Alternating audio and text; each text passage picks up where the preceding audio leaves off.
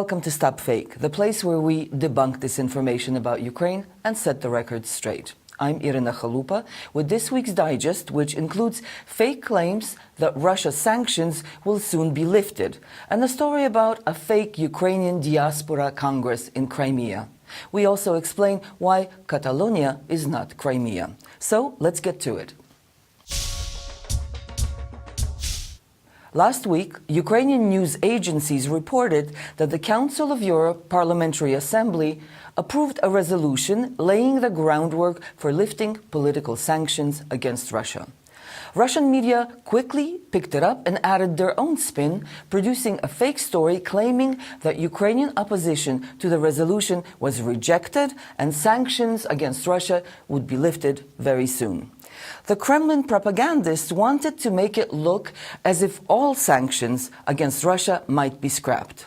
Now, the Council of Europe resolution in question is not about sanctions at all, and it most certainly does not lay the groundwork for removing sanctions against Russia that are currently in place.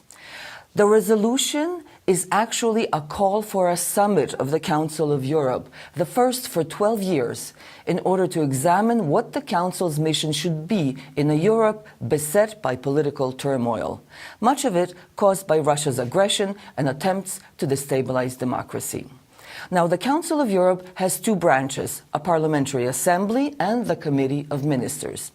Because of its aggression against Ukraine, Russia is suspended from the assembly since 2014. This is the only sanction referred to in the resolution. The Council of Europe's sanction against Russia did not extend to the Committee of Ministers, so Russia is still included in this body. As of June of this year, Russia stopped paying its share into the Council of Europe budget and said it will not pay until it is allowed to return to the Assembly. This was the part of the resolution that Ukraine tried to amend, and Kremlin media tried to make seem so important in its distorted version of the story. Ukraine merely wanted to note that Russia's withholding of its dues is a form of blackmail and that Russia violates its obligations before the Council of Europe. These were not accepted, but other Ukrainian proposals and amendments were incorporated into the resolution. Russian and Crimean media reported last week that an international congress of Ukrainian diaspora organizations was held on the Russian-occupied Crimea Peninsula.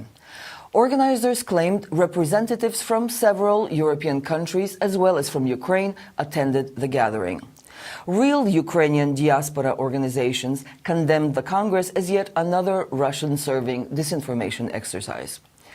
One of the Russian players in this fake, Zaur Smirnov, chairman of the so-called Crimean State Committee for Inter-Ethnic Relations and Deported Citizens of the Crimea, wrote on his Facebook page that Ukrainian diasporas are declaring to the world that the Kyiv regime has no right to speak on behalf of the entire Ukrainian people. That was a quote. Russian-controlled Crimean television station TRK Krim broadcast the gathering's highlight, a round table which featured well-known Russia vassals and Ukraine haters. One of those, former Regents Party MP Vadim Kolesnichenko, during his parliamentary tenure spearheaded legislation curtailing the Ukrainian language and expanding the Russian language. Mr. Kolesnichenko fled Ukraine in 2014 and lives comfortably in Moscow. The Ukrainian community of Crimea, another group dreamed up by Kremlin fakers, whose chairman, Oleg Usik, is a local MP from the current ruling United Russia Party, featured prominently in the Congress. Russian media reported that Ukrainians from Poland attended the meeting. The chairman of the Union of Ukrainians in Poland, Petro Tema, vehemently denied this. Nobody from the Ukrainian community in Poland went to that so-called Congress, Tema said, and called the event an example of typical Kremlin disinformation.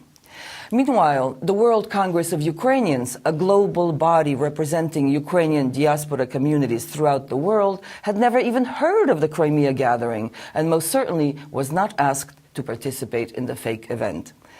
The organization did, however, express support for the recent EU-Ukraine Parliamentary Association Committee statement on the territorial integrity of Ukraine and its European integration process.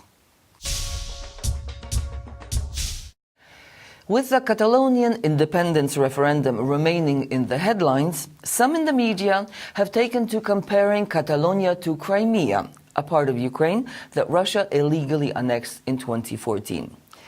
Bloomberg View columnist Leonid Bershitsky, in an opinion piece entitled "Why Catalonia Will Fail Where Crimea Succeeded," claims that the Crimean referendum on secession did not take place at gunpoint.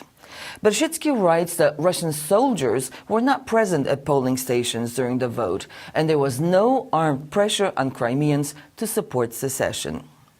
The threat of force and not the referendum made sure Crimea exists as a de facto part of Russia today.